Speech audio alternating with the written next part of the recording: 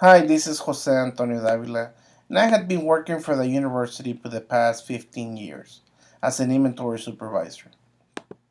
Oh, excuse me. Hold on. Okay, I had been working for the university as an inventory supervisor for the past 15 years.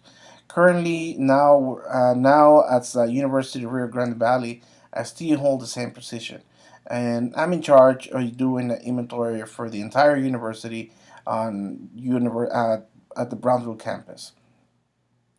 Again, I've been doing this for 15 years, and I still can't believe, after 15 years, how people don't seem to care doing the right paperwork when it comes to inventory. Um, One of the issues that we have here at the university is when the department, the I want to say the account manager wants to transfer a computer, uh, for instance, to surplus or to another different department. They just fail to complete the proper paperwork. What they do is just easier to say, go ahead and take it, and that's it. They fail to do the paperwork. Now, when it comes to physical inventory, we're assigned to do physical inventory once a year, and this is comes from UT system. They give us a list of account managers that they choose, and a list of a list of assets that the state wants to see if they still have them. By not doing the right paperwork, where I was getting the same problems with the departments. We go and ask, okay, from those 50 items, for instance, from 50 items, we only find 20, the most 25. We go and ask, hey, we're still looking for these 25 items. Can you help us, or do you have any paperwork if you transfer these computers over to a different department? But again, it's our word against their word, and they said they all did the paperwork, but they just can't find it at the time. So pretty much, I mean, we know that they didn't fill up the right paperwork. We need to follow procedures. That's why we have procedures on our campus. And our procedures is when you're gonna move an asset to a different area, you need to fill out the right paperwork. We have many items, many forms in our website, but the most common is an inventory transfer form. The second one is the request to remove property from campus, and the third one is to fill up a disposal of non-inventory item form. These are the basically the three forms that most of the time we have to the department needs to fill up of all the time. Again, my goal for this project is to teach the staff and faculty how to do the inventory paperwork the right way, and so they can do it only once and once and for all. That way, they can maintain a clean inventory, and us as the in the fixed asset area, we can always reconcile our assets with the state. Okay, ultimate goal again is that for this training course will be to teach the university employees the appropriate procedures to fill up all the paperwork for inventory to maintain a clean inventory for the department. Upon completion, the inventory and fixed asset training, all the university personnel will have the knowledge and how important it is to have all the correct forms and to know the purpose of each form to stay in compliance with the inventory and fixed assets. This is not only for us. Comes from the state. So if the state decided to send state auditors over to the departments, one of the targets that they do is they always go for computers and laptops, tablets, or cameras. If they go and they see that you guys are failed to maintain a good inventory, what they do is they start cutting at their budgets, and that's what the departments don't want. They don't want to get their budget cut. Once they get their budget cut, I mean, they just can't spend no more money. And it is everybody wants to spend money. So this is my ultimate goal: is to teach staff and faculty how to maintain a good inventory and how to complete each form step by step, and maintain a good inventory to stay in compliance with the state and the university. This is the course site. This is the inventory training course module that I've been working for the past weeks. So far, I mean, this is the homepage of my course, and over here on the left side, you can see that I have the homepage, announcement, the syllabus, the flowchart, training guides, lesson one, lesson two, lesson three, discussion board, and the quizzes. Okay, let's start with the syllabus. Sorry, the flowchart. The flowchart is basically what it is they give you step by step how to complete an inventory transfer form. This is only for the inventory transfer form. Again, this is how you, first of all, you gotta log in into utb.edu. We're still using utb.edu because we haven't updated our files over to the new website utrgb.edu. But we're still using this, and this is what we're gonna continue to be using until further notice. Okay, so first of all you do is logging into utb.edu. You click on the search box, and you're gonna put inventory transform, or you can put inventory physical inventory. You can choose any of the forms that we have. Like I said, I mean the basically three, the most important three, and this is the ones that I'm gonna be talking about, is the inventory transfer form, the request to remove property from campus, and disposal of non-inventory items. Each one has different steps, as you see in the bottom. They got unit fields. Each one, the inventory transform has 11 fields. The request to remove property form campus has 10, 1 through 10, and the disposal of non-inventory items has 1 through 5. Of course, again, going back to the inventory transfer form, the inventory transfer form has fill it out completely. You have to go. You got to put from what account, from what department, or it's gonna be the transfer made. You got to put the department name, the date, description of the asset, the tag number, the current location where that computer is at, or laptop, or any item. We got to put the new location, the disposition of the item. Disposition of the item, what it means by that is like if the transfer is going to be permanent, it's going to be temporary, it's going to be, or if you're gonna not going to send it to any department, if you're going to send it to surplus, you can choose from surplus, you can choose from maintenance, you can choose for repairs. They give you different options that you can choose from there. Once the person relinquishes that inventory, the person receiving the inventory will sign, and then after both parties are signed, they'll send it to the fixed assets for revision. And then if the form is properly complete, we'll sign it. We make the changes on our database, and we send a copy through email to the department, so that way they know that the change has already been made, and they don't have to worry anything about it. So, like I said, this flowchart is only for the inventory transfer form. Uh, I also did some training guides and how to do from step one to different steps, and how to log in. Just like I did with the flowchart, I did the training guide. So I put also some screenshots from each page, and how to do it, so that way the learner will have an idea and exactly what to expect when they search for those from the website. Of course, like I said again, we're still using utb.edu. So you go to the utb.edu website, you click in there, and then step two, you click on the search bar, and like I said, you enter the transit form, or you can enter physical inventory. Once you put physical inventory, the first link is going to give you the physical inventory. You click in there. Once you click, it's going to take you to our page. On the right side, it's going to give you the different forms. A link, that's another link you're going to press in then. Once you press in the first link, it's going to pop out on the bottom left an Excel file with all the transfer forms, all the inventory documents that we use. And like I said, we got many forms, but the ones that we're focusing at this time is the inventory transfer form, the property removal uh, from uh, from campus, and disposal of non-inventory items.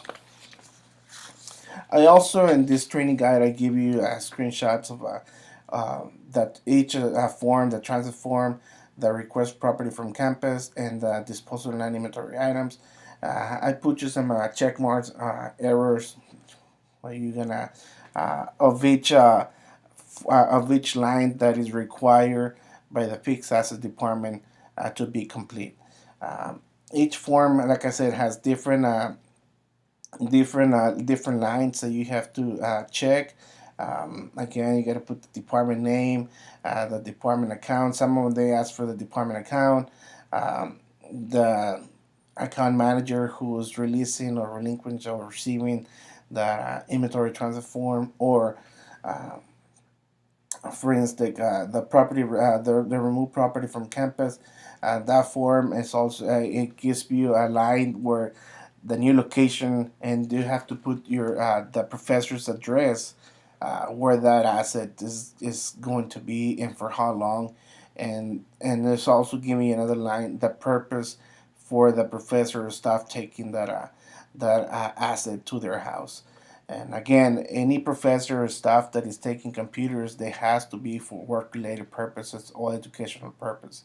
You just can't just take any estate property just to use it for your personal time, which probably a lot of people would do it. But again, the purpose for these is for make it easier for the professors from work from home, not use their personal computer, and if it's for work related or educational, they can use the that's what they get assigned, these computers to them.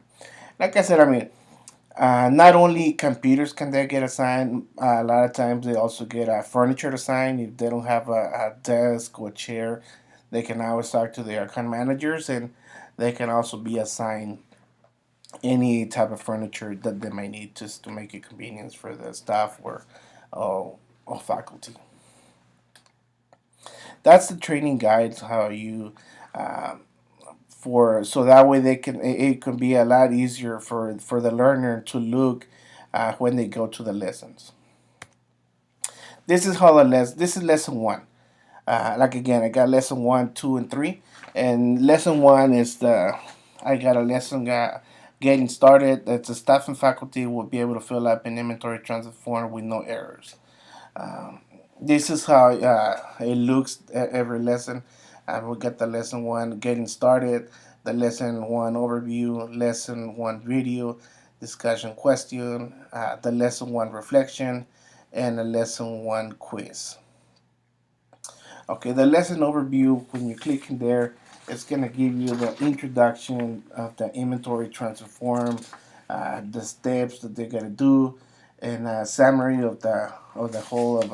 It's also going to give you the link where you can just click and it will take you directly to the inventory transfer form, so you can look at it and review it before uh, taking your quiz. Again, the inventory transfer form is to be completed upon transferring an asset from the department to another when an asset is need to be replaced or replaced by a new model under warranty, or simply no longer need the asset.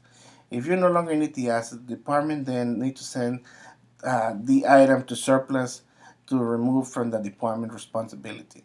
These are some of the reasons the department required to complete a transfer form in order to stay in compliance with the inventory. Transfer consists and these main nine steps, which is nine. I'm saying nine. Those are the main nine that we were required to fill up. But again, we also include the two dates and makes the 11 items. But the main ones is the account manager, the department name, description of the asset, the tag number, current location, new location, disposition of the item, personal linkage and inventory, and person receiving the inventory, and of course, both parties' date. I also include a video where I'm giving you step by step how to find that inventory transfer form, how to log in into the computer, where to search for where to go, to the search box, enter the keyword, click on the link, automatically will take you to the fixed assets area. And on the right side, they'll give you another link where you press it and automatically gives you again uh, the Excel file where you can locate all the forms. After you do that, they also give you a discussion question where you gonna have to answer it and then wait for the professor to give you a feedback on depends of you answer. This is how you're gonna get grade on your discussion question. In this, for instance, like I said, how important is the staying in compliance with the inventory? Of course, I'm already giving you why it's so important to stay in compliance with the inventory on the overview, on the lesson overview, and what's the purpose of the inventory transfer form, which I'm also going to explain it to you on the overview and on the video. And the reflection is that I expect for you to write your thoughts and explain the details, how you felt about the process of each lesson, how do you feel about the inventory form after taking the course, how do you feel, if you feel confident to fill out each form without any help or errors, and will you be able to help others, staff and faculty, how to fill up these forms. You know, this is I want to listen. I want to hear what was the expectation or the outcome from the lesson, from each lesson. At the end, I'm giving you a quiz. Each quiz consists of 10 questions. I put a mix of questions of short essay questions, true, false, and multiple choice. All these answers you're gonna get it from the video and the overview of each lesson. Um, Again, how I'm gonna be grading this is a total of 700 points. Fill up the forms. When you do the filling up, learning how to do the process of the fill up the form, it's a total for the three lessons 450 points. The discussions, it's 100 points for all three, and quizzes 100 points and 50 points for reflection. Total, if you want to get an A, will be 700 points. This is how we're gonna be grading this and evaluate the course.